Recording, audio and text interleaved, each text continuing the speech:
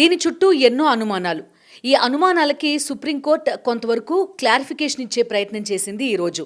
SIR చుట్టూ ఉన్న అనుమానాలు ఏంటంటే, ఈసీకి పౌరసత్వాన్ని నిర్ధారించే హక్కు ఉందా? ఒకవేళ ఈ ఎస్ఐఆర్ ప్రక్రియలో భాగంగా ఓటర్ జాబితా నుంచి పేరు కనుక తీసేస్తే వాళ్ళు పౌరసత్వాన్ని కూడా కోల్పోతారా? ఇవి ప్రధాన ప్రశ్నలు. అయితే సుప్రీంకోర్టు ముందుకి ఈ కేసు ఎందుకు వచ్చింది? పిటిషనర్ల వాదనలేంటి? అదేవిధంగా సుప్రీంకోర్టు ఏం చెప్పింది? ఒక్కసారి చూద్దాం. పిటిషనర్లు ఏమని వాదిస్తున్నారంటే, ప్రభుత్వం లేదా ఎలక్షన్ కమిషన్ బ్యాక్ డోర్లో పౌరుల యొక్క పౌరసత్వాన్ని నిర్ధారించే ప్రక్రియ కూడా చేపడుతోంది. పైకి మాత్రం ఎస్ఐఆర్ అని చెప్తున్నారు, కానీ దొంగచాటుగా పౌరసత్వాన్ని నిర్దేశించే ప్రక్రియ కూడా చేపడుతున్నారు అనేది పిటిషనర్ల వాదన. ఈ అంశంపైనే సుప్రీంకోర్టు విచారణ చేపట్టింది. దీనికి సుప్రీంకోర్టు ఏం చెప్పిందంటే, ఈసీకి పౌరసత్వాన్ని నిర్ధారించే హక్కు లేదు, అలా అని ఎస్ఐఆర్ ఖచ్చితంగా చట్టబద్ధమే అని చెప్పింది.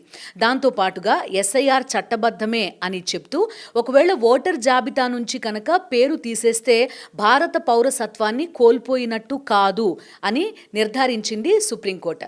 ఆ తర్వాత ఏం చేయాలి అనే దానికి సంబంధించి కూడా ప్రొసీజర్ని కూడా నిర్దేశించింది సుప్రీంకోర్టు. దీనికి సంబంధించి ఆదేశాలు కూడా ఇచ్చింది.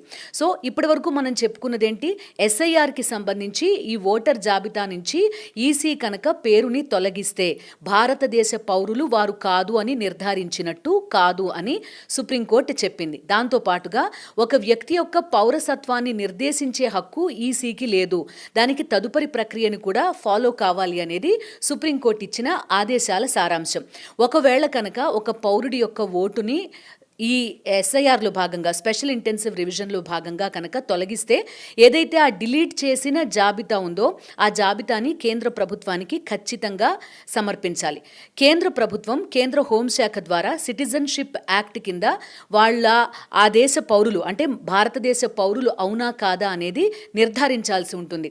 ఒకవేళ ఆ వ్యక్తి ఆ డిలీట్ చేసిన ఓటర్ జాబితాలో ఉన్న వ్యక్తి భారతదేశ పౌరుడే అని కనుక తేలితే ఖచ్చితంగా అతన్ని తిరిగి ఓటర్ జాబితాలో చేర్చాలి అని కూడా సుప్రీంకోర్టు ఆదేశాలు ఇచ్చింది.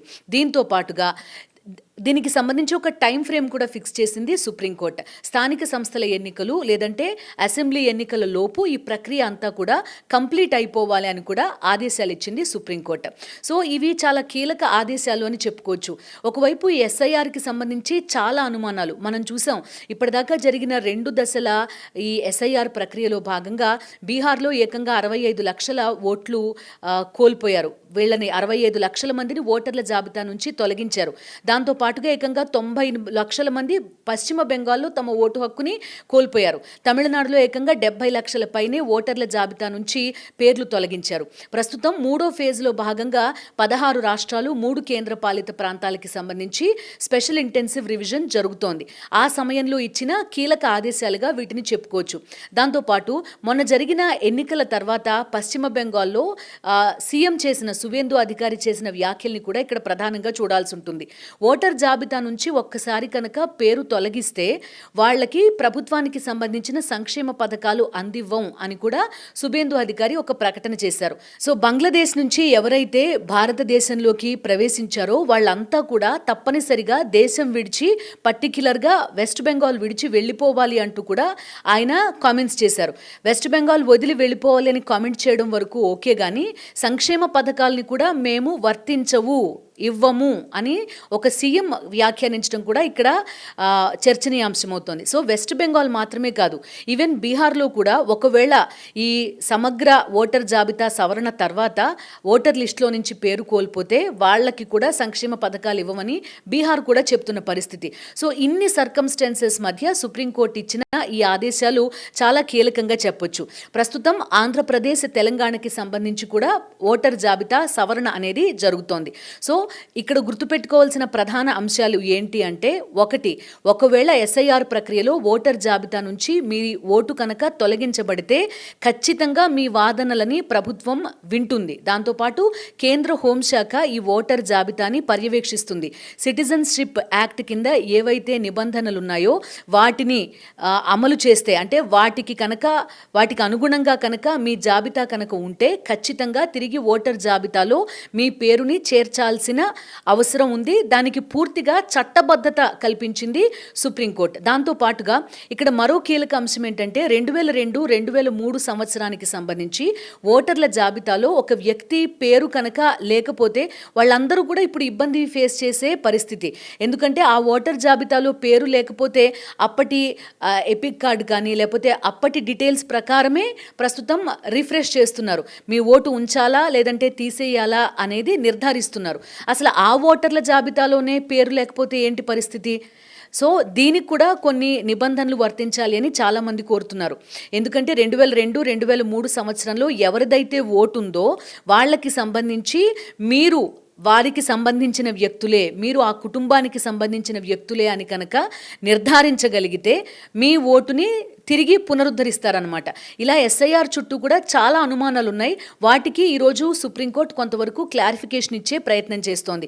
దాంతోపాటుగా ఒకవేళ ఓటర్ల జాబితా నుంచి పేరు కనుక తొలగిస్తే తదుపరి ప్రక్రియ ఏంటి అనేది కూడా సుప్రీంకోర్టు ప్రధానంగా ఈరోజు ఆదేశాలు ఇచ్చిన పరిస్థితి. దీన్ని బట్టి నెక్స్ట్ చర్చించాల్సిన అంశం ఏంటంటే ఈ ఓటర్ల సమగ్ర జాబితా ప్రకారం సంక్షేమ పథకాల వర్తింపు అనేది ఉండాలా వద్దా? ఇప్పటికే కేంద్ర ప్రభుత్వం కానీ కొన్ని రాష్ట్ర ప్రభుత్వాలు కానీ ఏం చెప్తున్నాయంటే ఆధార్ కార్డు ఓటర్ జాబితాలో మీ పేరుని నిర్దేశించడానికి అర్హత కాదు అని చెప్తున్నారు. కేవలం సంక్షేమ పథకాలని అమలు చేయడానికి మాత్రమే ఆధార్ కార్డు అనేది ఉపయోగపడుతుంది అనేది చాలా రాష్ట్ర ప్రభుత్వాలు కేంద్ర ప్రభుత్వం కూడా చెప్తున్న పరిస్థితి. అలాంటిది ఇప్పుడు స్పెషల్ ఇంటెన్సివ్ రివిజన్లో ఈ ఓటర్ జాబితా నుంచి ఓటు కోల్పోయినా కూడా మేము వెల్ఫేర్ స్కీమ్స్ ఇవ్వము అనడం ఎంతవరకు కరెక్ట్? ఇంకా ఈ ప్రశ్న అయితే ప్రస్తుతం మిగిలే ఉంది. సుప్రీంకోర్టు మాత్రం ఈ క్లారిఫికేషన్లు మాత్రం ఇచ్చింది. 3 అంశాలు. ఒకటి, ఈసీకి పౌరసత్వాన్ని నిర్ధారించే హక్కు లేదు. ఒకవేళ ఉంటే అది కేవలం ఓటర్ల జాబితాలో పేరు ఉంచాలా లేదా ఇంతవరకు మాత్రమే ఉంటుంది. అదేవిధంగా రెండో అంశం ఏంటంటే ఒకసారి ఓటు కోల్పోయినా కూడా మీరు ఖచ్చితంగా మీ వాదనలని వినిపించవచ్చు. కేంద్ర హోంశాఖ స్వయంగా ఈ అంశాన్ని పరిశీలిస్తుంది. మీరు కనుక భారతదేశ పౌరులే అని నిరూపించుకోగలిగితే తిరిగి ఓటర్ల జాబితాలో పేరుని చేర్చే అవకాశం ఇకపైన ఉంటుంది. సో సుప్రీంకోర్టు ఆదేశాలు ఒక కీలక మలుపుగా ప్రధానంగా చెప్పుకోవచ్చు.